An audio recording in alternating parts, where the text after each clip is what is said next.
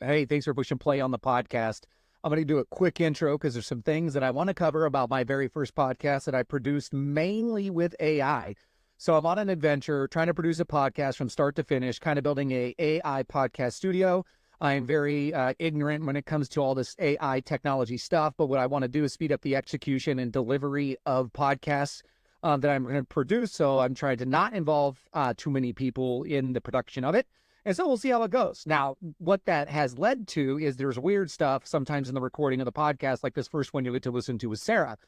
The weird stuff is sometimes it sounds like I'm talking over her, which is irritates the crap out of me because I don't like interruptions. It drives me absolutely crazy. So I do apologize for that. And then you'll hear some weird voice modulation as I'm using this thing called Magic Dust inside Podcastle that is supposed to take a regular voice and it turns it into a mic sounding voice without actually having to use a mic. So we'll see what that looks like. Now, who is Sarah? Sarah's a friend that I've had for like 30 years. Probably over the last like 5 or 6 years, we touch base a couple times a year when I'm like, hey, what do you think about this? What do you think about that? In regards to the human behavior, psychology, big T trauma, little t trauma, how much of depression or anxiety is our own fault versus the fault of our circumstances, the fault of chemical imbalance, right? So anyways, we're going to dive down. Is depression a choice? So we'll see what that looks like. Maybe yes, maybe no, maybe a little bit of both. One leads to the other. We'll figure that out. We'll talk about it. So it's going to be fun. So, and then give it a listen. So last thing, give it a listen. I want to hear your comments. I want to get your thoughts. I want your feedback. I want your feedback as far as the content. Maybe there's some content that you would like to hear from Sarah or I or both of us dive down more into in regards to this stuff. And then also feedback in regards to production. What do you think of the sound? Does it sound a little weird? Do you think that we're moving in the right direction as far as the podcast that I'm trying to produce using AI? So anyways, one thing that I will not tolerate in the comment section or providing feedback is if somebody says, yeah, I believe depression is 100% a choice and it's not, we just need to get harder or we need to be tougher, something like that. Like, I don't want somebody else to trash that person, right? Because we're all here trying to be in good public discourse in order to add value to each one of us. So if you start trashing, whether you're for or against or don't call anybody stupid, no idiots, no buffoons, no nothing like that. Your comments will be deleted because I'm not going to tolerate that, right? So we need good conversation to challenge each one of us because iron sharpens iron. And if the only thing that we ever do is put ourselves with other like-minded individuals, then we're inside of an echo chamber that does not challenge the way we think. So anyways, I would love to get your feedback. Give the podcast a listen. Now let's get the show started. All right, so this is a first for me. This is my first recording in regards to a podcast type of situation. And I had a longtime friend that now lives in Colorado, which Evie and I, my wife and I always say that we live in Kansas, but our heart lives in Colorado. So we absolutely love the mountains. Getting ready to head there again in, I don't know, August. So excited about that. So we've got Sarah on here. And one of the things that I appreciate most about Sarah is we've had some great discussions over the years whenever we get reconnected on just jamming about psychology stuff and have a lot of fun. We can totally nerd out on it. Matter of fact, when I was sending her notes and all the different notes that I was saying, hey, we could talk about this stuff. She's like, yeah, that's like 456 episodes. And so we're like, oh my gosh. So anyway, so here's the deal. All right. So here's what I was thinking. Depression is a choice. Question, like depression is a choice, right? And because we have one side, which is like, what's that guy's name? David Goggins, right? And we have another side, which let's call that like Brene Brown, right? So we've got these two almost opposing sides, and it's always fun listening to the dynamic pull of each one of those folks. So I told Sarah, I said, hey, what would it look like if we recorded a show with the premise of depression is a choice? ? And so we'll see what Sarah thinks about that. But first, let me introduce her. So she sent me her bio. So I'm going to read through this. Sarah is a public and corporate speaker, best-selling author, one-on-one life and leadership coach, and workshop and retreat facilitator. She's worked in the field of psychological wellness for the last 15 years and holds her licensure as a clinical psychotherapist, specializing in trauma, reprocessing with teens and adults. Sarah is the founder and owner of Red Rocks Counseling, a non-pathologizing Pathologizing. trauma-informed private psychotherapy practice in South Denver. She has currently expanded her individual coaching services to a national audience. I'm excited about that. Through her new company, Sapphire Point Strategies. Sapphire Point, like not as in Sapphire Point, like over in Breckenridge area, like that. Yes. All right. It All right. is. So, It is. Yes. I have read Sarah's first book. So her first book, More Yourself, is a psychology-based guide toward increased connection to ourselves, other people, and the world around us, centered around the concepts of multiplicity of personality and the power of sincere curiosity. I think that's that last little thing right there. The power of sincere curiosity is absolutely, like, I love that. Just even the thought of that. All right. So now that I've introduced Sarah and I've talked too much, I want to know what the first thing is. What is your background in psychology?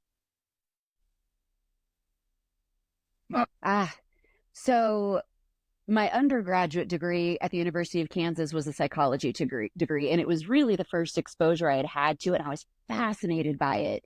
But, that was my undergrad, got the degree, moved to Colorado, and had dumb luck in sports marketing. I never really planned to use psychology, didn't know how to use psychology as a career. So moved out here, just needed a job, fell into sports marketing, loved that, but it was a chaotic lifestyle for about 10 years. And I missed the study of psychology a lot. So I'm about 30 years old, having like an early midlife crisis, and decided to go back to school.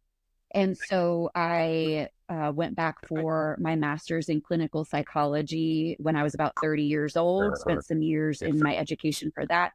Immediately opened a private practice right out of grad school and completely shifted gears career-wise and got into it.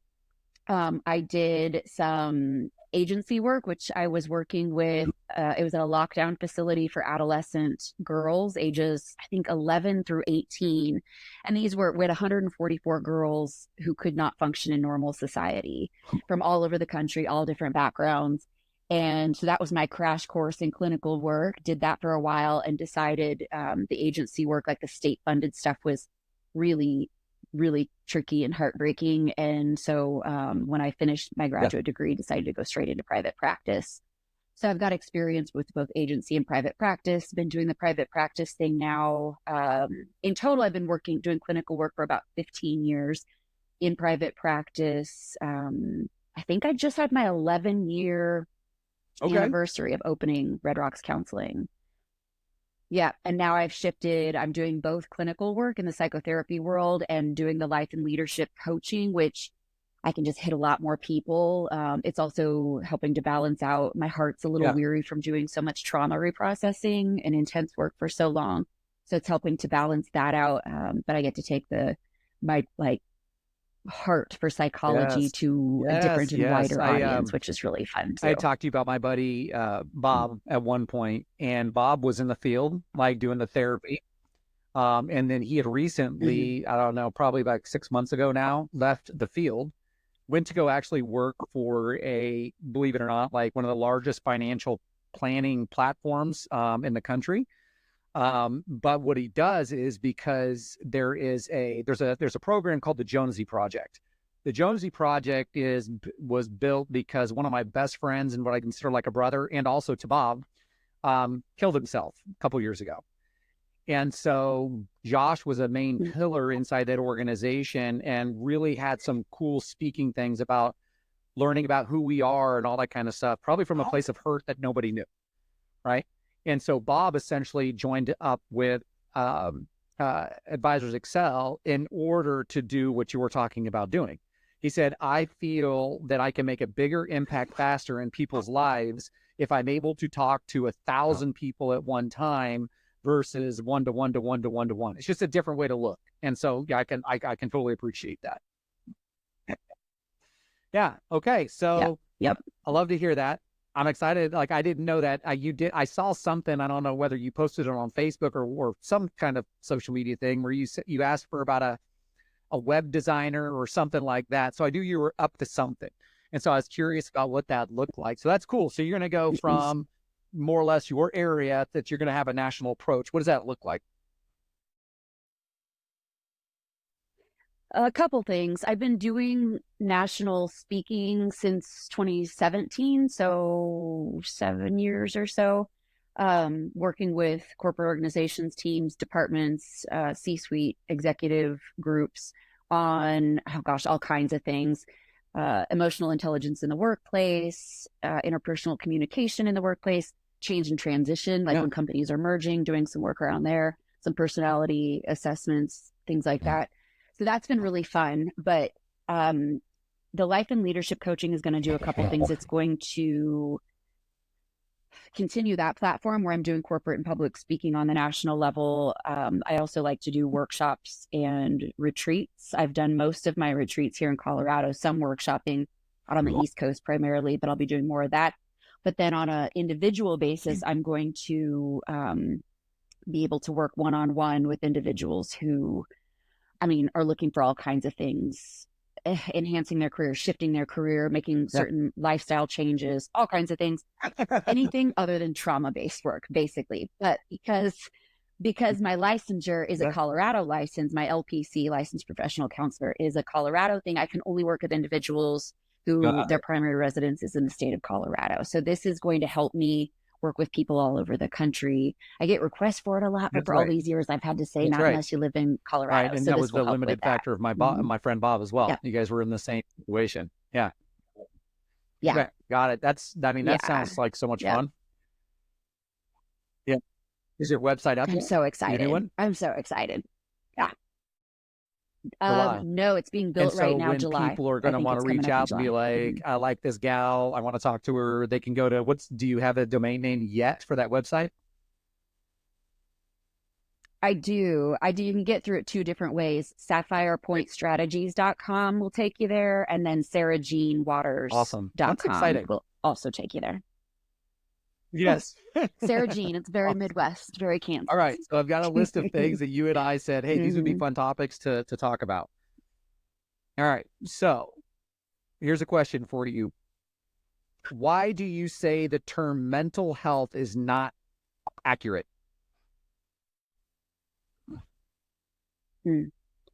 So we've used that term always since mental health awareness kind of came onto the scene. And old school traditional talk therapy, like your cognitive behavioral therapies, your DBT, your strengths-based therapies, those are all based on the premise of if you can change the way you think, then that will make your psyche, your inner psychology ecosystem healthier, and which will then change your behavioral patterns and things like that. And it's not that stuff isn't helpful. Like, certainly mental mindset is huge. It's a really big deal. Scarcity mindset versus abundance mindset, like changing and tweaking the way that you think about things and challenging your own perceptions. That stuff is all mission critical to overall health and wellness and just functioning in the world, right? Relationships, all the things. However, what in the world of psychotherapy, like true psychotherapy, not traditional talk therapy, that's not what I'm talking about. I'm talking about psychotherapy. It's a combination of our cognitive processes. So anything that happens in the mind, your mindsets, your memories, your daydreams, all of these things, right? Your thought patterns. But one thing that we've really become a lot more aware of in the last, really 50 years, but right now more so than ever, is the emotional awareness, like your actual feeling your feelings. That's very different than your cognitive processes. Your thoughts and your emotions are not the same thing. The first time I heard that, I was like, yeah, I guess that makes sense. Your emotions, they're almost like a spiritual type of, like, feelings are weird. They're hard to put into words, like having a certain emotional experience that's hard to put into verbiage that can be plugged into another human in a way that they understand it. So there's the emotional construct of psychology, right? But then we also now know so much about the somatic piece of it. So the word somatic means of the body. So we're talking your neurobiology, we're talking your nervous system, we're talking about how trauma and stress and emotional experiences store in your physical body, in your joints, in your organs, in your fascia. Absolutely. It's freaking crazy.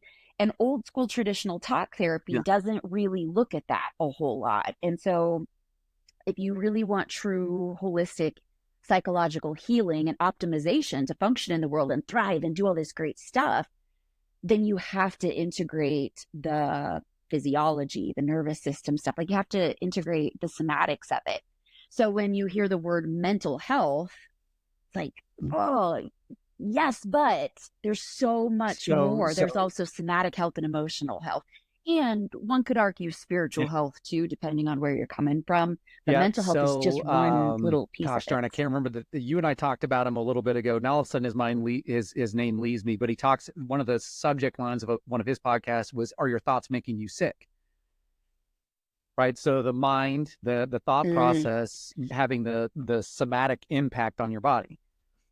And so I was talking to somebody about this one time, is that there was a gal I dated in high school that was, well, I dated my wife in high school, then we got married. But there was a gal before that. And she, at that time, I haven't talked to her in 30 years, but she, for whatever reason, put me into some kind of physiological response at that time. And so didn't talk to her much in high school. She moved away somewhere else, didn't give any thought about it. 4 years, 5 years later, whatever it was, she comes into where I used to work at Olive Garden. So she comes in Olive Garden. I walk around a corner and see her, and I immediately have a hyper response to her sitting there. Like, and it was that was the first time I can remember, like my heart started beating fast, like a panic response. And it was so weird. And I'm like, that was so strange. And so what I thought that had been healed in my mind was still stored in my body, which is super. Absolutely. Yeah. And so isn't that fascinating? So that like I almost had to say, what is it about that? And then I had to explore how to dump that. And then for me, like had to study, how do I go into forgiveness? Because essentially what I hadn't done yet is process forgiveness for that person during that time in our life. We're both, 15, 16-year-old idiots, right? But hadn't really thought through how to forgive or get rid of it just because of the maturity level of myself at that time. But it was, definitely felt that. Right. Yep. Yeah. And we're right now, trying to brain over body is what we're doing a thing, talking about the two different things. Yeah, for sure. Yes. First of all, I remember you working at Olive Garden, and I haven't thought about that in 25 years. So that's just a hoot remembering that. And isn't that incredible? So we sometimes will get clients that come into our private practice, and they'll have been through maybe years and years of traditional talk therapy. And they'll say, but I'm having these very visceral somatic experiences, whether it's migraines or vertigo or ulcers or vomiting episodes, all kinds of things, like very physical things, just chronic pain, all of this stuff. And they'll say, I've been to every doctor, I've done every scan, I've done ultrasounds, I've done CTs, I've done x-rays, I've done scopes. And the doctors are all saying the same thing. They can't find anything. Right. And so true psychotherapy will look at, well, your body's brilliant in that way. It's carrying everything you've ever experienced, even in things that you don't remember, which is really fascinating. Stuff from before you had explicit memory, when you were a baby or in utero, when your mom was pregnant. Maybe she got in a car accident, or maybe your mom's parent died while she was pregnant with you. Well, you felt all of that. You had all of the neurochemistry and biochemistry happening just like your mama did when you were in her tummy. So we can go all the way back to this stuff and find out, well, what is your physical body carrying that maybe even your mind explicitly isn't? So it makes all the sense in the world that when that gal walked into your place where you were working, that your body physically responded, because even if your mind didn't recall certain things or wasn't nothing bad was happening in that moment, your body is like, what? But X, Y, and Z, that of these things are reminding Right. me of A, B, and C things that happened back then, and it's carrying a charge, and your nervous Yeah. system is going to respond to that accordingly. It's going to go I into think fight, it's flight, or freeze. fascinating. And It's the I most was a fascinating psych stuff. It's so major in cool. college, and I got up to the 400 level classes. And at that time, I was in a sales position, kind of like you said you went into marketing. Well, I went into a consulting business, and I was already doing that in college.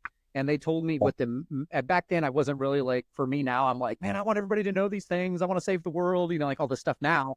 Back then, I was like, they said, well, if you Yeah. become a doctorate in psychology, you're going to make like $65,000. And I was already making like X many more dollars over than that. And I'm like, change my major.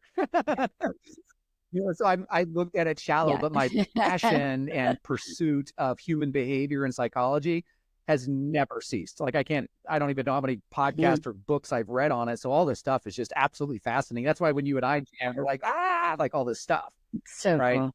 So when I think Hmm. about that, there's a lot of people because we will have these traumatic responses. It's not mental, but it's also in the body. And then I heard on this podcast once that this guy said, he said that all depression is a lack of gratitude. What do you say about that? so, Horseshit. so what do you mean by that? Um, all depression is a lack of gratitude. Okay. So when we think of true psychological wellness, as I was saying before, it's so multifaceted. Gratitude is an experience of the mind.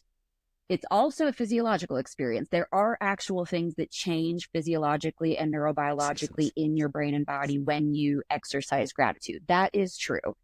However, if you have a practice of gratitude, that's not going to do beans about if you watched your mom die Yeah, of cancer when you were 15 years old. That is stored in your body. There is nothing you're going to think your way through that's going to heal that. You have to move your body. You have to use vocalizations. There's polyvagal theories, a fascinating understanding of how your nervous system actually holds on to those things. You can be the most grateful person in the yeah, world. It's not going to heal that. So now when I work with my clients in my private practice, gratitude and an exercise and a practice of acknowledging the abundance in your life yeah, is part of the foundation. It is mission sure. critical, but it is far from all there is to it. And it's actually a really dangerous um it's a really dangerous angle to come from, to say that's all it is, because then these people are like, I'm so grateful. I'm trying my darndest to practice gratitude and to be grateful. And yet I still am feeling Yeah, this.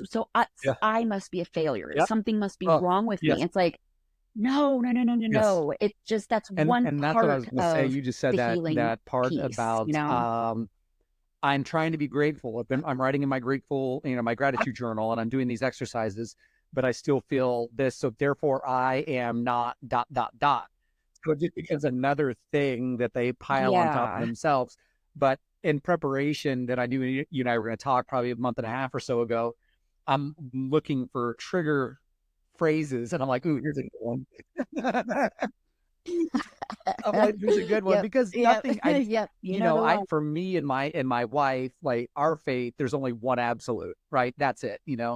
And that is that Christ came to die for us. That's the only absolute we have. Everything else is like, yeah, because you don't know. Like there is when you talk about there's so much more to the story. I look at everything like almost like a psychological iceberg, right? You see the manifestation or the tip, but then there's the internal and external environment that could be all the large T trauma, the little T traumas that you write about in your book and that you talk about. So there's a ridiculous amount of things below the surface are the things that sunk the Titanic, right? It's not what you, yeah, 100%. Well, and then you got to take into account, we haven't even talked yet about things like nutrition, hormones, gut health. Like, this stuff has a profound effect yeah, on your psychological wellness. It's so fascinating. I've been working with a functional medicine practitioner for the last almost 2 years. And testing. Like we're actually running tests on my gut health and hormone levels and things. And as I'm aging and getting ready for menopause in the next 10 to 15 years and all that, I can, like, when we run tests at a certain time of the year or of the month, and I can see certain hormone levels that are out of whack, like, I feel differently. My psychological okayness in any given moment is certainly affected by things like stress, the weather. But when my hormones are set in a certain way, or when my gut health at the beginning of doing the work with this gal was really whacked out, depression in those moments was, and anxiety is kind of more of the front runner for me when something hits, but depression a couple times a year, and it would take my knees out from underneath me. And we'd run my numbers, we'd run my labs and be like, oh, well, your estrogens are here, your progesterone's here, your testosterone's here. Like, no wonder. So that stuff, it plays a big role too. I think it's really important for people to understand too the role of neuroelectrics. And I'll give just like my quick 2 cents on this, because we hear a lot about neurochemistry. Well, depression, anxiety, whatever, I have a chemical imbalance. That is important to take into account. But neuroelectrics, I feel like it's important for people to understand neuroelectrics are also very real. Things like ADHD, ADD, and dissociation, all these different things. If you look at, like, through an EEG, the electrical activity in the brain is kind of like running labs for your hormones or your gut health or your blood work or whatever. You can actually see things that are happening in your psychological wellness or lack thereof when you're looking at the neuroelectrics. And I feel like that's really important for people to hear too. There's so much. You got gut health, hormones, your environment, things that have happened to you in your life, your neuroelectrics, your neurochemistry. Yeah, Edie and I started diving there's down. so much to I'm it. turning the ripe young age of 46 this month. Evie turned the ripe young age of 46 in April. And so we started studying a ridiculous amount on premenopause, menopause. So I read 4 books on it. Can't tell you how many podcasts. It's fascinating. And what we Good did, for you. I mean, That's we knew that gut health was always important, but the gut health and the hormones, I think learning even more in the last probably 3 months, learning more about hormones has been a huge thing that we've been learning about as we get older. And so we are deep diving into that stuff. Like, what does it mean? One of the podcasts I listened to even talked about, like, if you don't take a probiotic, like whatever nutrition you are taking in, only about 50% of whatever vitamins, minerals, and nutrients you're absorbing, because our gut biome is so broken and jacked up, is that we're actually not getting the good nutrition, even if we are getting the good nutrition, because our gut health is messed up. And so, and it got a probiotic, but I don't have it like right in front of me, so I don't use it all the time. So I told Edie, I'm like, dude, I've got to put that in front of me, so that way I make sure to take it, because otherwise all this healthy eating that we do all the time is not going to have its true impact. It's like throwing away half of all my nutrition and half of all my supplements, essentially. Yeah, right. And it's so fascinating. I think I make my clients crazy at the beginning, because they come in probably expecting to do traditional talk therapy. And I say, okay, time out. This is definitely not going to be that.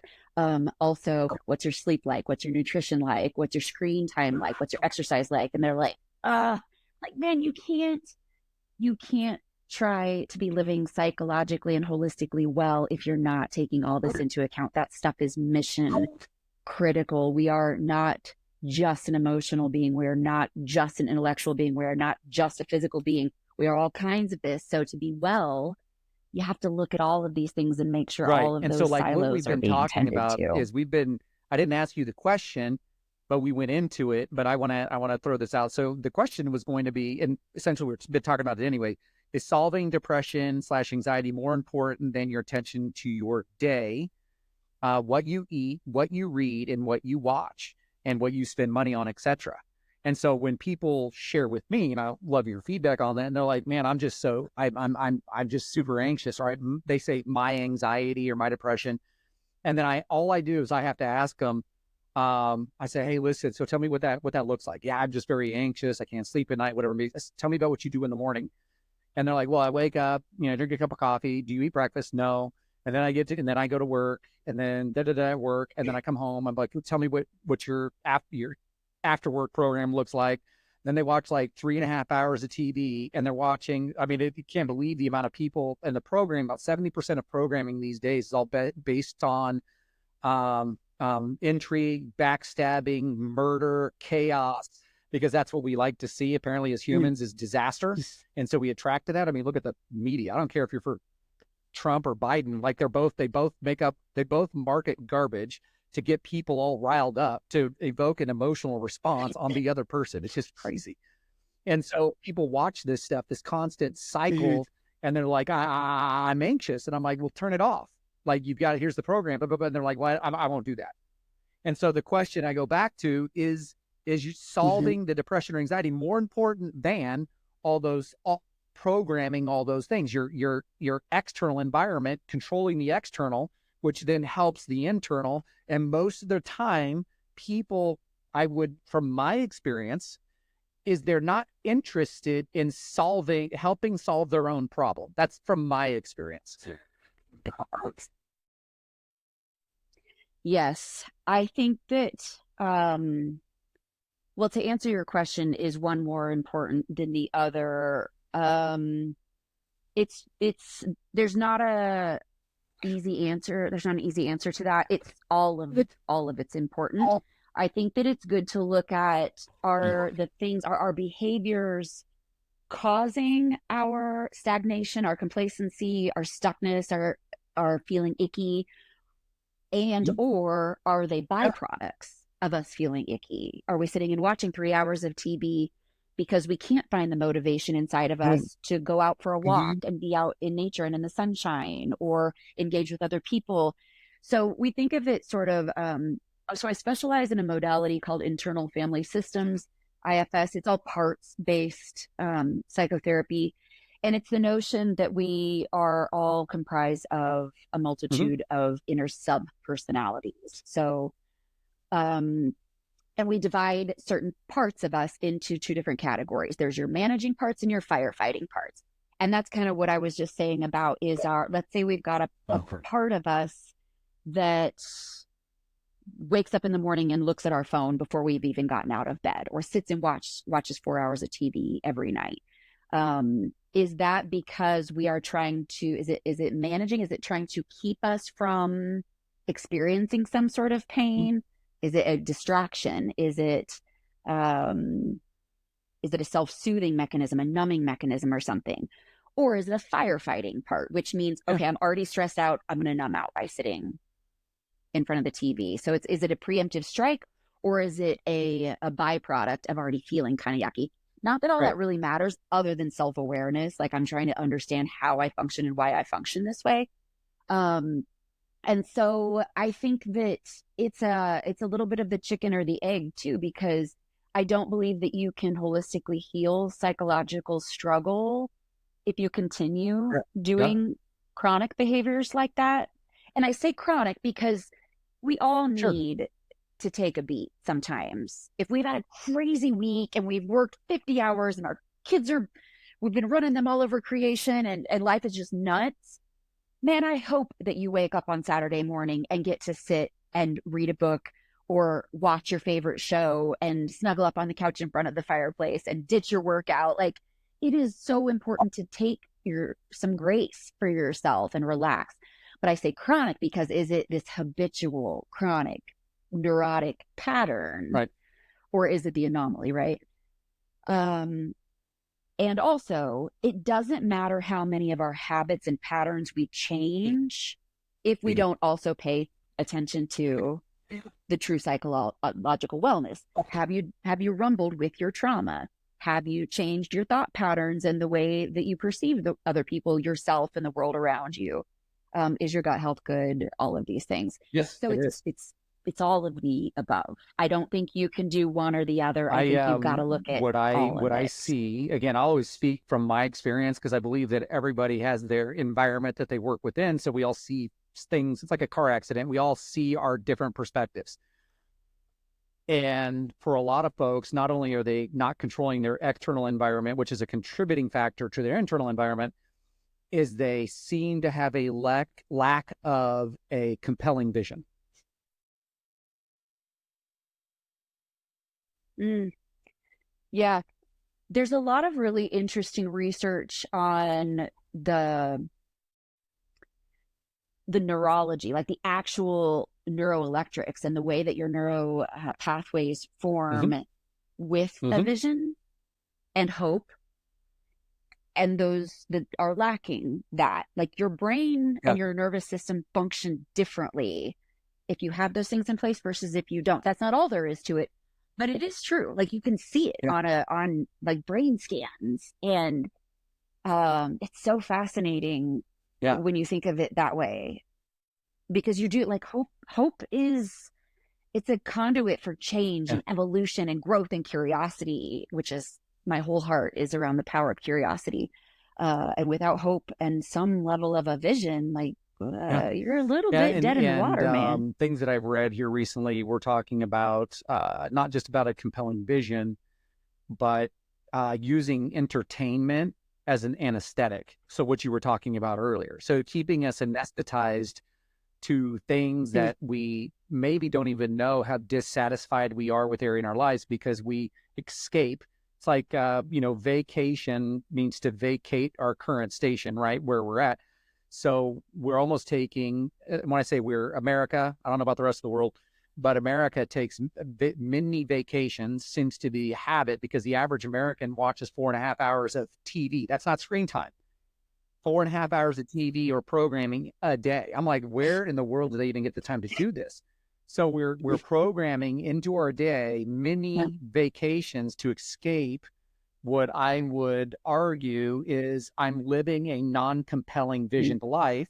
Not because, and I always tell people this, I'm like, I'm not blaming people. I'm not getting after people and say you're less than for feeling this way or being this way. I'm just saying that there's so many people who are unaware that they can be different. Does that make sense? Totally. And I think it's important for us, you kind of touched on it a bit ago. Media, whether it's social media, the news, the shows with all these series, which I love. Like, don't get me wrong, I love some Sure. good docu-series and things like that. But they're built to suck us in. They are built to capture our attention and Yes. retain it for as long as possible. They're built to get us to come back and back and back.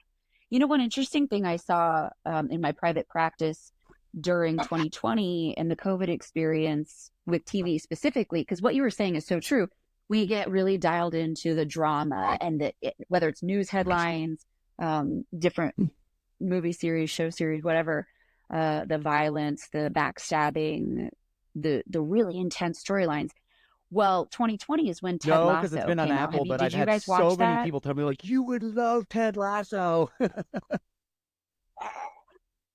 It's so good. It's so good. So, and what I saw in my private practice was really fascinating. Like, sure, people will come in and they'll talk about certain shows they're watching and something that resonated, whatever. But Ted Lasso was like medicine to the human spirit, especially in 2020 when all hell was breaking loose with all the different things, right? Um, and people were coming in saying, I feel so good. I feel so inspired after I watch this, because Yeah. that show, like, yes, there are some plot lines and some things and some drama and different things, but the overwhelming energy of the show was one of hope and kindness and unconditional positive regard for humanity. And Ted Lasso, Jason Sudeikis' character, was so epic in this way. I had my male clients, and I That's tend nice. to work with, um, generally speaking, like pretty high achieving, pretty intense, like type A. I'm working with your like C-suite executives, lawyers, finance people, medical professionals. And my men specifically that would come in as clients were saying about Ted Lasso, they're like, this is making me think in a totally different way. And I was like, oh Yes. my gosh, we need more TV like this that's actually making people think, wait a second. I'm watching this guy work on his non reactivity. I'm watching this guy Yeah. own his struggle with anxiety. And I'm watching this guy, especially with other men in the show, like exercise vulnerability. I'm like, it was mind blowing. And so I think that it's important for Yeah. us to pay attention to what we're consuming. I tell my teenage clients, I'm like, if you're going to be on social media, all right, I get it, but be very pedantic about what you follow. Be very particular about what you are consuming. Follow National Geographic, follow like puppy videos, like follow inspiring poets and art and nature and mountain accounts and adventurers and explorers and people that are doing kind things in the world.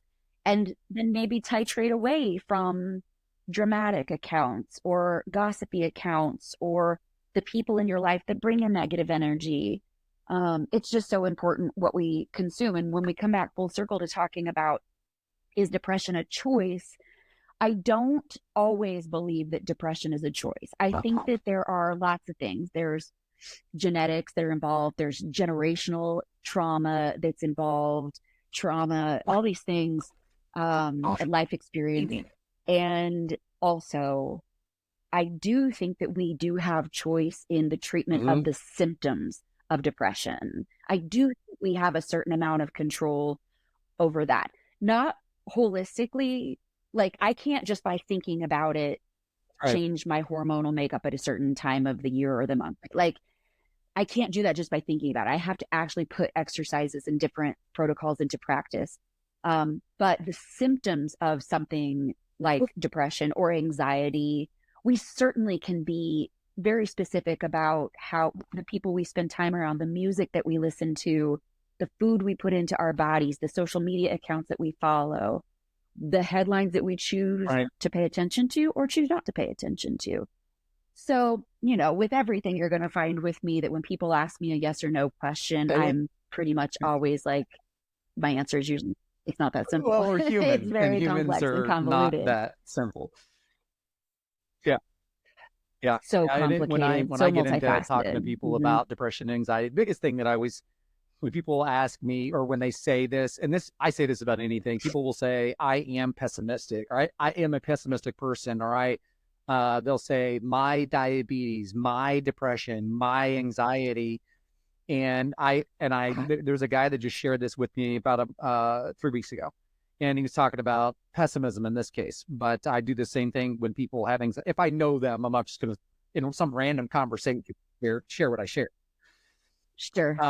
But he said, my pessimism, and I said, are you open to feedback? And he goes, what do you mean? I said, I'm going to share a thought with you. I'd be curious about what you think about it.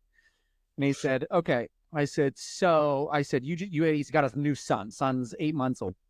I said, so tell me about your son. He goes, my son is absolutely amazing. I said, so you said my son. So that is a form of verbal ownership. You identify that as your son. So you have this ownership. I said, yeah. I said, but you also said, I am pessimistic in the same way that's very similar to my pessimism. So you are now owning pessimism and son with the same words. I understand they don't have the same gravity, but when you think something and you say it and you hear it, you've now triple compounded the effect of what you said. And so when people say my anxiety or my depression, and I know them well, I always ask them, are you open to hearing feedback of what you just shared with me? And then I kind of do the same thing. I said, when you own it, I'm not saying that you're not going to experience symptoms of it. That's not what I'm saying. But in the book, and I don't know if you got into that one or not. It Takes What It Takes by Trevor Mowat. You talked about that. So your chapter on neutrality. And so his whole book is about neutral thinking. And so it just accepts things as they are. Nothing is neither good nor bad, but thinking it is makes it so. Shakespeare. Right. And so that's where, that's Shakespeare. So that's where you have to go into saying, okay, so when we're looking at remaining neutral and we say, okay, so it's not that I have to own something, but we can say right now, and I am in a state, I'm currently trying to get out of the state of depression or anxiety. Own the progression out as opposed to owning where I'm at. Because if I own where I'm at, what motivation do I have to get out if I keep on saying the words out of my mouth? Yes. So you're talking about something that's really important. Over-identification with our symptomology, right? And I talk about this in my book. I think I use the example of, well, it's always entertaining to me when people come in and they're like, oh, they're frustrated and they've gone through a divorce or something. And they're like, oh, my ex-husband is such a narcissist, or my mother-in-law is such a narcissist. Or then you have people that come in and they're down on themselves. They have a lot of shame and they're like, well, I'm just really lazy. I am lazy. And so we work with the concept of multiplicity of personality around this too. And I encourage people, you are not lazy, just like you are not anxious. You may have an anxious part of you. You may have a lazy part of you. Your mother-in-law might have a narcissistic part of her at times, Right. Or your ex-spouse or whatever. But those are just parts of us, because there's a couple of things that happen when we over-identify with our symptomology or a certain part of our personality, or when we over-identify another person as a certain symptom of how they show up in the world, right? And that is, it's just so dangerous, because now you're assigning this to who they are at their core identity. And so the dangers in that are, number one, how do we expect people to ever heal if we label them as something? So I'm a big fan of the 12-step programs for addiction and rehabilitation. And also there are pieces of it that do that over-identification thing. Hi, my name is Sarah and I'm an alcoholic. Once an addict, always an addict. Man, I don't like that. And you mentioned in your introduction of me that I'm a non-pathologizing psychotherapist. So one of the things that unique to people that function like I do is I don't accept insurance, specifically because I refuse to give a diagnosis, period. I will not do it unless it's going to help somebody get a higher level of care that they need, which sometimes is true. But other than that, I'm not assigning a diagnosis, because you may have a part of you that struggles with anxiety, or a part of you that struggles with lack of motivation, or whatever the case may be. But that's not all there is to you. The other thing is, when people over-identify with something, I'm going to just say this bluntly, because I can't think of another way to say it. Yeah. It gives them an excuse to stay in the dysfunction. They're like, well, I'm just a lazy person, so that's my lot in life. Or I guess I'm just an alcoholic, and once an addict, always an addict. So I guess this is just what it is. And then it becomes a crutch when it's like, actually, you were born not an alcoholic. So what's to say you can't return to a non-alcohol and non-addict way of being? I believe, and not everyone agrees with me, which is fine, I believe that that is possible. I believe that you can actually heal and overcome those things. But yeah, just to your point, the over-identifying with certain behavior, certain thought patterns, certain pathologies, it, in my opinion, can be very dangerous. And it can actually keep you very stuck. With Phoebe and I, what we do in just our nutrition coaching business, we come into that all the time. As you can see, usually our manifestation in our health, which is the reason why I'm saying it, is sometimes because of the way we think, right? And so I used to hear that about like cars and houses, like if your mind's a mess, your car's a mess, kind of situation. Sometimes you just have ADD and ADHD, and that's just the way it works. You need to see everything, so everything's got to be out, right? But I would tell you that's probably one of the biggest things is people identify with a person that they don't want to be, instead of talking about identifying with the person that they do want to be, which is when you go into James Clear's book, Atomic Habits, when he talks about creating an identity around who you want to be until you get that person. So you go find that avatar and you say, if I were to make a right decision here, if I were to think a different thought here, how would this person think, or what would they say, or what choice would they make? That way, what's crazy is if we can think what somebody else would think, then we already know how to think, but it's almost as if we have to give ourselves some kind of tear down a block, as if it's somebody, oh, well, they would make this decision. Okay, we'll make that decision. So you already know it, but you don't do it because I'm, does that make sense? Yeah. Yeah, absolutely. So, okay. I have so many thoughts. I have to slow down and focus.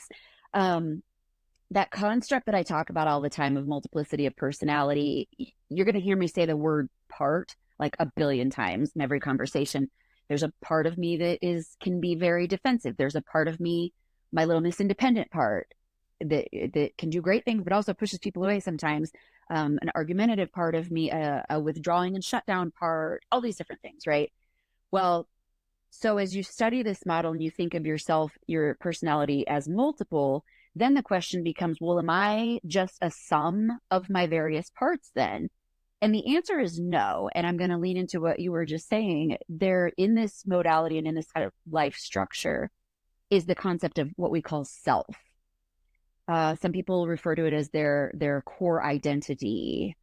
Um, Self and part are not the same.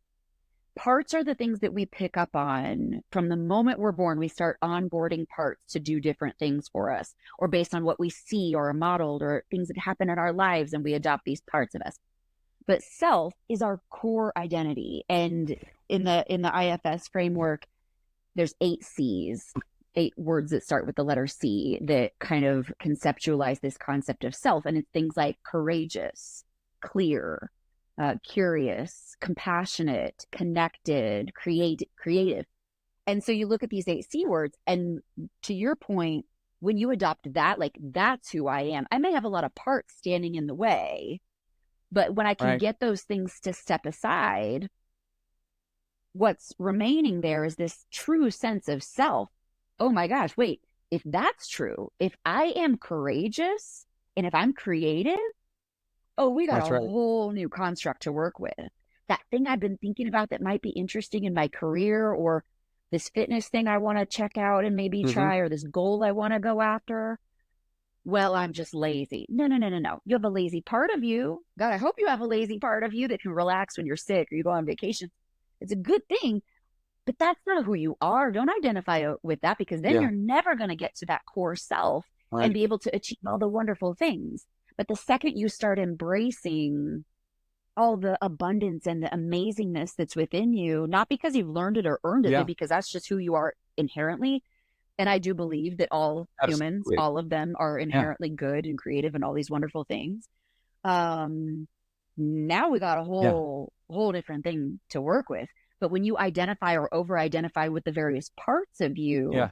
that's There's going to this, block you all I day don't know if long. I've maybe sent this to you like a while back ago, maybe not, but I will after this. There is this clip, a YouTube clip of a Peloton rider. So he's wrapping up the class and he's talking about the story of a golden Buddha. Are you familiar with that at all? Okay, so he's I don't winding remember. Keep down. I mean, it's going. perfect. It's 4 minutes long, and he's telling the story of the golden Buddha. So you've got two tribes. We've got a tribe that has a golden Buddha, huge golden Buddha. They hear of another tribe getting ready to come and war with them. So what do? They take their golden Buddha and they cover it up with clay. And so it just looks like a big rock. So the tribe comes in, they war, they destroy Yep. the village of the people that owned it. Well, now that information is gone that it was ever actually gold. And so 1,000 years later, there's like a girl playing around it. Her and her friend are playing with the rock or something. Somebody tosses it, it hits the foot of the golden Buddha, and a chunk falls off, and a shimmery gold piece of the foot they can see. Well, they deconstruct all the clay one piece at a time, and now the golden Buddha is restored to what it already was.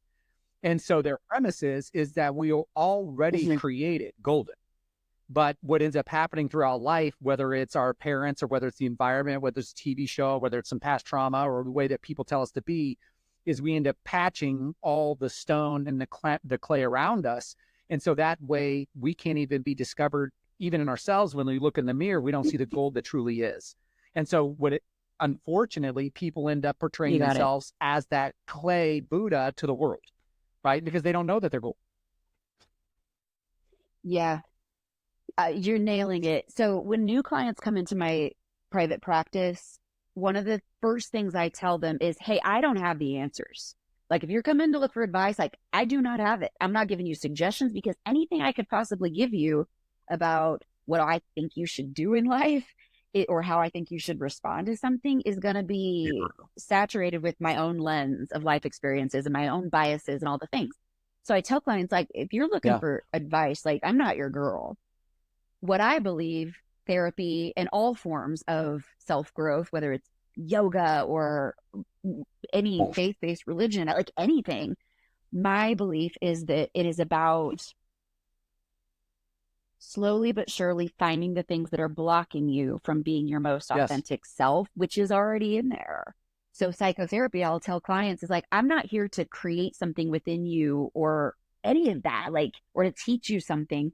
We are here Yeah. to unblock you so that you have better access to your sense of self. And similar to that story, I use in my book and then with clients, I use the metaphor of like, like right now I'm looking out my window and I can see Pikes Peak right there, by the way, which is super cool. But I'm looking outside and it's a little bit overcast right now. We're getting these sort of afternoon thunderstorms that roll through every day and then vanish. But right now, one's about to roll through. So if I were to tell you, hey, look outside, and it's overcast, you can't see, you can't see, it's just kind of gray. And I'd say, like, what color is the sky? And you say, it's gray, it's white, whatever. And I'd say, nope, super blue, crystal clear. Look outside. And you'd be like, okay, weirdo. Like, I don't see what you're seeing. And then I would suggest, well, what happens if we were to get in an airplane and fly up? And you'd say, well, yeah, then it will be blue. They say, right. So when I ask you what color the sky is, That's right. You're answering with what color the clouds are. So when we think of it from a parts perspective in that IFS framework, a lot of us struggle with these parts that we've over-identified with or that we've been habitually or addictively blended with for so long that we can't even see the clear blue sky of ourselves, nor can other people see these wonderful things within us. So the work, whether you do it through meditation or yoga or golf or fly fishing or therapy, is not to create something new. Rather, it's to get the clouds to part. And we do that through curiosity, right? Tending to, well, what is this about? Where is it coming from? How long has this been around for me? What is going on in my hormones and my gut health and my thought patterns? And slowly but surely, as we start to be curious toward, and then this is a linchpin thing of psychological wellness, not just being curious about and trying to get symptomology to go away, but rather trying to understand it and be respectful and sometimes even appreciative of it, so that the clouds naturally, like, oh, you see me, you get me. So take, for example, and I'm going to use a really extreme situation, but we're talking about the concept of depression. So suicidality. I work with it all the time in my private practice, and I'll have a client that comes in, and sometimes I get a lot of teenagers and their parents will bring them in saying, hey, my kiddo is struggling with suicidal thoughts, suicidal comments. And I'll sit with that kid and say, like, all right, tell me about this part of you. And I very specifically and strategically use that language. Tell me about the part of you that thinks that not being alive anymore would be helpful. And they'll tell me. And usually when they tell me their story, whether it's rational or not, because for some kids, I've worked with kids who are like, they've been through horrific things. And you're like, that makes a lot of sense. I've also worked with kids who have, I don't like to compare trauma because it's all relative. But I've worked with some people who, they go through a breakup. Right. And they're 16 years old. And they think that the way that they feel is grounds for not wanting to be alive anymore. And to them, that is their reality. It doesn't actually matter how rational or not rational the suicidal thoughts are. The only thing that matters, because that is that kid's reality, is that someone can be an empathetic witness, and to hear their story and be like, well, if that's how you feel in your mind, in your heart, and in your body, no freaking wonder you have a suicidal part. Like, can you blame that part for not wanting to feel like that anymore?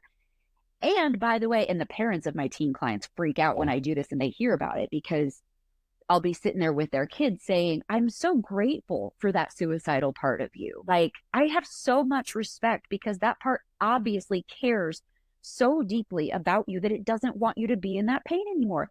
That makes so much sense. And meanwhile, mom and dad are sitting over here like, what are you doing? Like, stop talking. But what happens is, just like the rest of us, a suicidal part of us, which is one of the clouds that can block us from feeling like and functioning like our truest self, just wants to be heard, just wants to be understood, wants someone to say, I can understand where you're coming from. Yeah. Which is wild. And then what happens is the suicidal part, go figure, calms down and it's like, oh, okay, well, you get me. And there's some other Yeah. approaches. So I just wanted to be heard.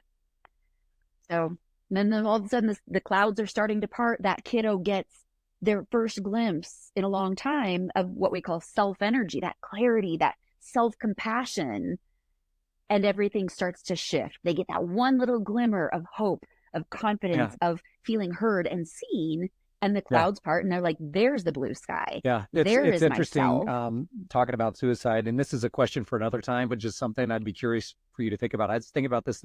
I think about a lot of random stuff at random times. And the thought that I had was I about love it. suicide. Not for me, not, it was more about how much is suicide a cultural learned response? And so and just a question I have, I don't know what the answer is, but it was something I think I'm going to go down this rabbit hole at some point and find out what I can find out on it. Because I was asking my buddy, I'm like, if it is, or if it is not, but let's just say if it is, does that mean that if we took somebody, let's say that was feeling suicidal, and we put them in the Serengeti desert, would they still feel suicidal after 3 days? Right. And I don't know what the answer is, Interesting. but I'm Yeah. sure somebody has I think done it, some kind of when I get back. things out there that they study this type of response, because when you look at cultural and you look at cultures, maybe indigenous or third world, is that a lot of that stuff it's not even a concept. So if I don't know the concept, I don't do the thing or talk about it. Mhm. Right. So if that is true, then what other questions can we ask in order to help people or come to a different realization? Just maybe not in the chair when you're talking to them, but as far as languaging and messaging to our community about how to think about things differently than how I was thinking. If that is, if that was true. Totally. Yeah. I mean, the thing I love most about what you're saying is, it, again, I come back to the power of curiosity is I wonder how else we can look at this. I wonder from what other angles we can consider this thing. And you're right that that particular conversation is for a whole nother podcast episode. And I think the answer Yeah, to it is that's usual. probably Yeah. complex. I think it's probably pretty complex. Yeah, it's so interesting. Like probably right around the time that you and I were growing up and hanging out a little bit, I had some medicine in my body, a birth control. It was the first time I'd ever been on birth control, and I had some legitimate bouts of suicidality. And I didn't talk Oh, about it wow. until just a couple of years ago to anyone. My mom, bless her heart, was like, "What?" And there were a couple of times, one in particular that it, it got pretty scary. And that I finally told my mom, "Hey, I'm struggling." I didn't tell her to what degree. But we kind of connected the dots, and it was like a medicine, like a Yeah, birth yeah, control yeah. that you had like a Like an inserted IU into your or arm or something like that is something. what I they can't call remember. them. Um, Yeah, yeah, yeah, yeah, yeah. Okay. Depo-Provera, IUD, That's that's a inserted different, somewhere else. that's inserted somewhere else. But yes, yes. But the hormones that were in this thing whacked me out. So we had it removed, and within a couple of Yeah. weeks, I was back to my normal self. And mind blown how terrifying that was for some people. We all react differently to those things. So, and that had nothing to Yes. do with my environment or things that were happening. It was a medicine that was in my body that whacked me out so hardcore. But also, I think what you're saying is legitimate. Yep. So again, different podcast, different day. But I think it's important to come always from a place of Yep. curiosity toward ourselves and other people, and not make assumptions, not pass judgment. You just don't know. There could be so many different things at play. Um, but being willing to hold an open mind about all of the things, and considering, you mentioned Brene Brown earlier. She's an author, speaker, researcher, which I have a lot of respect for. Like, I love the world of psychology, first and foremost, because it is a science. Right. It's not just emotions and energy and woo-woo. It's actually science and math. And Brene Brown is a researcher at her core. So she researches all these really ambiguous concepts like vulnerability, shame, joy, connection. But she poses the question of, generally speaking, do you believe people are doing the best they can? And it's a really interesting research study that she did, and I won't go into all of it right now, but one of her conclusions was someone that answered saying, "I'll never know if people are doing the best they can or not. in any given moment. But when I assume that they are, I'm such a better version of myself, and I'm so much better at connecting and all of that. So when we see someone struggling with suicidality, we're not going to know if it's their hormones, their gut health, childhood trauma, they're going through a divorce right now. They are just being lethargic and unwilling to challenge their own thought patterns and behaviors and addictions. We're not going to know that. But when we can show up from a place of empathy and love and unconditional positive regard with boundaries in place, you gotta have your own boundaries for sure. Otherwise, you'll just get walked all over and enable people, which we don't want to do. But if we can assume that people are doing the best they can and then infuse all connection toward ourselves and other people with a sense of sincere, not agendaed curiosity, not smart ass curiosity, but true curiosity, man, that's the medicine right there. That's better than any psychopharm you're going to find on the market. It's just so powerful toward ourselves. And I say that with purpose and on purpose. It's one thing to be that kind of a human toward other people and their perspectives and their lifestyles and their choices and their struggles. We have to be that for ourselves too, with a lot of compassion and grace. It's hard and when curiosity I was helping with as well. my gal's women's wrestling team. So I went to go help them with lifting today as a strength and endurance coach. So I bought a program walking them through this part of their summer training. And I was helping out these newbies. They're freshmen, and I was teaching them some 4 months of stuff. And they were doing a couple things, which was interesting. And I'm going to bring this up to them tomorrow, is whenever they were practicing a lift, they were looking at all the other females in their lifting at the same time, judging what they were doing versus what other people were doing, and therefore actually not completing the correct form. And so if we are consistently judging ourselves but by where other people are at, then we break form. When we break form, it can cause injury, right? And so that's the totally. Physical representation is so much easier when you talk about lifting than like the mental, because of all the thoughts that we have going through our heads. Now, and it's so important too. You bring up such a good point about the comparison. Like, all of us have a part of us that compares ourselves to others or others to ourselves. And that's a good, solid part of us. We wouldn't want to be without that part, because that's where inspiration can come from. That's where like innovation and like, oh, that's cool. That's interesting. I'm going to pull a little bit from these things, these ways other people show up in the world, to plug that into how I want to do it. Great. But what we found in our culture, especially, is comparison can become really toxic. Like, we're like, oh, they're doing it that way, I should do it that way. Or I do it this way, why aren't they doing it like I do it? And it can be very damaging. That's why introspection is so important. I tell people, lots of clients will come into my private psychotherapy practice and they'll want to talk about who has wronged them and how, and so-and-so is being a jerk, and my boss is just a butthead, and my ex-spouse or my kids making me nuts or whatever. And I will say, okay, I'm here for that. I want to hear all of that. And also, the biggest part of psychological wellness and healing is mindful introspection, looking inward, understanding your own internal ecosystem, and rumbling with your own bullshit is the first and most important part of psychological wellness. I don't care what the symptomology is. You have to look inward. You cannot look outward for comparison,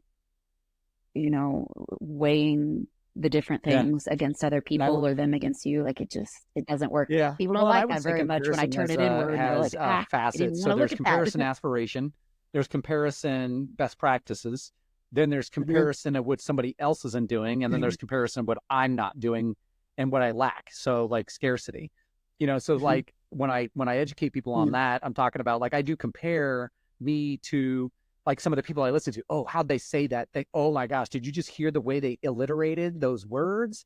Like, I got to do that. How can I start thinking of different ways to alliterate things that I say in order to make a bigger impact when I say them? Right. So there's that comparison, which is building up and edifying our confidence versus, oh, that person, they're so good, I'll never be like that. Right. So, all right. So I got one more question. And this will wrap it up. What is the most important thing people can and should be doing for their own psychological health?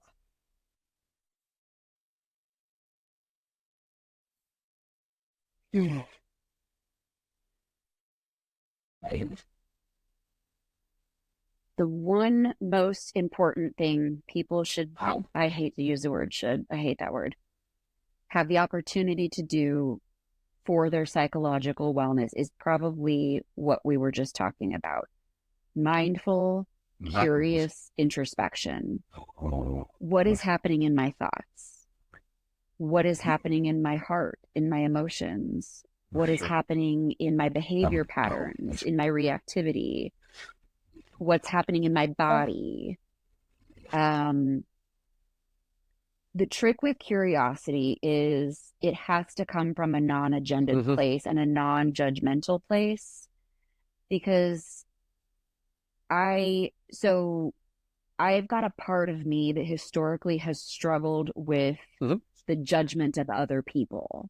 I'm a number 1 on the Enneagram. Like, I can walk into a room and I will immediately notice that picture's crooked. They should have put that couch over there. Like, I have a propensity toward judgment, which can be really good if I harness it for good, not evil. But I've had to rumble with that part in my own psychological journey about, like, okay, Sarah, you're really angry a lot of the time. What is that all about? What are my thoughts doing? I had a therapist in my early 30s who was the first experience I had in teaching me introspection. And she was like, what are your thoughts doing? Like, can you look at that? Can you be the witness of your thoughts? Yeah. What's the climate of your cognitive environment right now? And there was a pattern of judging other people, and everybody else is just idiots. I mean, whoa, wow. Yeah. And I had to wrestle with that and be like, well, that's not okay, Sarah. Like, that's not how I want to show up in the world. Or maybe my reaction, if I didn't get my way, or if somebody said something that hurt my feelings, my like knee-jerk reactions were one of judgment and defensiveness and anger. So if you do not look inward with an open mind and a willingness to challenge, in fact, the title of my book is called More Yourself, challenge what you think you know to realize who you are, or question what you think you know to realize who you are. Well, that questioning of what you think you know is introspection. So in my biased opinion, the number one thing I believe people can do to start their journey or supercharge their journey of psychological wellness is grab a hold of every ounce of sincere curiosity you can muster up and turn it inward toward yourself. Challenge your beliefs. Why do you believe the way you believe about your political perspectives, your faith-based perspectives, what you think nutrition should look like, whatever the thing are? Challenge it, because there might be some other things that you may want to take into consideration. You might be wrong. Something about the way that you believe might be harming you or harming someone else. You can always take back that perspective. You can always say, no, I like where I'm at. Great. But you might find you want to exchange it for something else. Reactivity, man, if I could encourage people to be introspective about one thing, it would be, what are your beliefs and how do you react because of them? Ooh, and reactivity is a nervous system thing. How well can you manage your emotional reactivity and your behavioral reactivity? Emotional intelligence 101 is damn near non-reactivity. Chill out. Chill out and think your way through this. I've had several conversations about this where I had a friend, and I'd not had a friend. She's still my friend. So she was the GM at a gym. And at the gym, there at the water fountains we put in the bottle, and it was like a yellow filter, which means it still had like 3,000 more fills that it can do. And she was walking by, and there's a lady sitting by the thing, and she goes, "Ma'am, are you the manager?" She's like, "Yes, I am." She said, "I can't believe that you allow this kind of thing to happen in here. This is just disgusting." And she's like, "I don't know what you're talking about." She goes, "This is disgusting. Like, look, it's in yellow. You should have this changed. You should have this changed. This is ridiculous." And then keep in mind, this is like a $5 a month gym anyway, right? So she's like, "This is," and so she goes, "Coach," and I was working with her. Like, I don't have all the psychology words. I have all the words of the podcast and books that I listen to that aren't the good stuff. I would say the more technical terms. And so she's like, Coach, you'd be so proud of me. And I go, well, why is that? She goes, because I walked off. I counted back from 10 and I walked off. I counted down to 10 and I came back to her and I go, I said, that's awesome. So you didn't react. She was like, yeah. I said, so why did you count to 10? Uh, uh, because that's what I learned a long time ago. So why not count to 5? Why not count to 3? Why not be in a mental position, a psychological position to never even have to count? Mm. Yeah. Mm. Well, that's where the growth is, right? Like training your mind, training your heart, training your nervous system to not spout off. And we're neurobiologically wired to do the opposite. Yeah. And so we have to hijack one of our most intrinsic internal, Like a primal, like, well, you talk in your book about the lizard brain. It's like a primal response. Yeah. 100%. 100%. And so we have to learn to hijack that and pause for just a moment to say, is this actually a moment of risk or danger, or is this not? And in our culture right now, I think one of the biggest diseases, if you will, is reactivity. And somebody says something or posts something or comes at you about something that you don't like or agree with. Can you sit there and say, I hear you. Thank you so much. I appreciate your perspective. Holy smokes. Like, you talk about an emotionally equipped and psychologically well person. It's someone who can sit there and say, I hear you, and not feel the temptation to prove them wrong or prove a point or snap back at them, because they're not going to hear you anyway, right? Like, calm yourself. It's not a very popular opinion, but I swear it's valid. Your reactivity 100%, is your responsibility. 100%. Nobody else's. Somebody can come at you with some nasty thing. It is your job to stay calm, unless you're actually being attacked, like, by all means react. If there's like legitimate danger, right?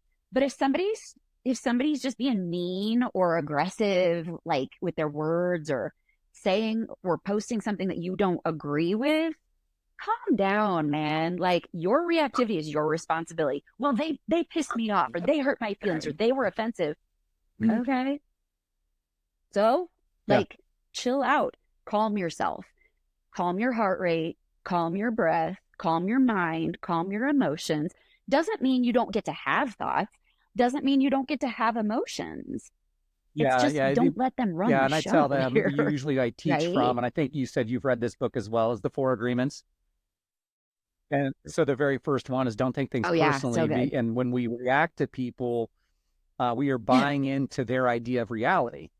And so when people, when they buy into their idea, I always ask people, I said, if you've ever bought a used car, it kind of has this connotation of being manipulated. I said, do you ever like the feeling of being manipulated? Like, no. I said, yet whatever a person shares with you, you decide to allow them to elicit an emotional response. So now you are giving them permission to manipulate you, although you said you don't like to be manipulated.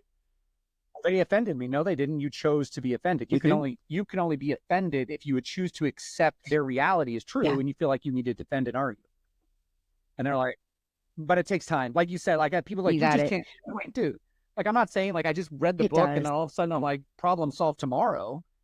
Because it is instinctual, and it's the way we've been programmed for so long that it takes a long time to unprogram. No. Yeah. I mean, I tell people that know me now and spend time with me, my kids included, I bet my kids have heard me raise my voice maybe 10 times in their life. And so I tell them, before you were born, until I was about, 30 years old, I was the angriest, nastiest character. Like, you cross me or you say something unkind to me, I had claws and sharp teeth, and I would name call, and I'm emotionally intelligent enough to know just the buttons to push, right? It's very dangerous. But I tell people that now, and they're like, what? And I'm like, but it has taken literally a decade and a half for me to work on this inner sense of calm. Like, I have no need to raise my voice now. I have no need to be reactive now. But what you talk about is the meaning that we make of things. And it's so important. And to come full circle is depression a choice? Well, it depends on what meaning you're assigning to the symptomology of it, whether it's you feel unmotivated or you feel some shame or you're comparing yourself to others or you've been wronged truly in life, you've had a hard trauma or whatever the case is. Okay, I hear you. I absolutely understand how those things can impact you. But can we let them inform you versus dictating your reality? And you only do that by making new meaning of it because it's not personal. It's just not. So how you interpret it and how you make meaning of it is going to color the way that you move forward. So is depression a choice? I don't believe so. Although what you do with it and how you rumble with the symptomology of it can absolutely be a choice. And the good news about that is, well, the bad news and the good news. The bad news is it's on you to step up and do the internal work. The good news is you have all the power in the world to overcome those things and to target the symptomology, not, the pathology of, oh, I have chronic depression. Oh, horseshit. You have the symptomology of such a thing. So let's rumble with it. And you do have choice there, which is such a beautiful and empowering I appreciate it. Like, I didn't know how long we would chat because I know one time you and I just decided to chat and you were talking for like so hours later. I mean, we can do 20 different podcasts on all the amazing things. So I am here for it whenever you want to. I like talking with you about those things. It's fun because I like to hear from your perspective and some of my other friends' perspectives. And I ask the question about this or that just because I'm like, here's what I heard. Here's my theory. Here's a concept. What are your thoughts? It's just fun. Right. It's so fun. Well, and I just want to say to Anthony, like, God, we've known each other for almost 20 years, which is mind-blowing. We were kids, 15. Like, I'm 46, 30 years. Yes. So, yes. Oh my God. Yeah. Because I had just learned to drive when you and I started kind of hanging out in our friend circle and everything. That's true. But I just really wanted to name, it's been amazing watching the things that you're doing in the world. Your energy is phenomenal. The way that you are putting your heart and your brain to work to do things that inspire other people and to pull on your own curiosities and passions. Man, surround me with people like that all day long. And it's just been so fun watching your trajectory. And I know you and I both are in the world of inspiring and helping other people and making this world like truly, truly a better place. So I just wanted to name that and tell you, like, I'm so proud of you and I'm so happy to get to be alive at the same time as you and to get to do some parallel living. Cool. It's just really cool. I only paid her a little bit for that advertisement right there. So. Right. All right. Well, thank you so much. This has been way fun. I'm going to go into, like, I don't know how to produce this and how to do the things with it. So hardly the next time. You'll figure it out. You'll figure it out. Curiosity, right? That's right. Just chip away, learn the things. You too.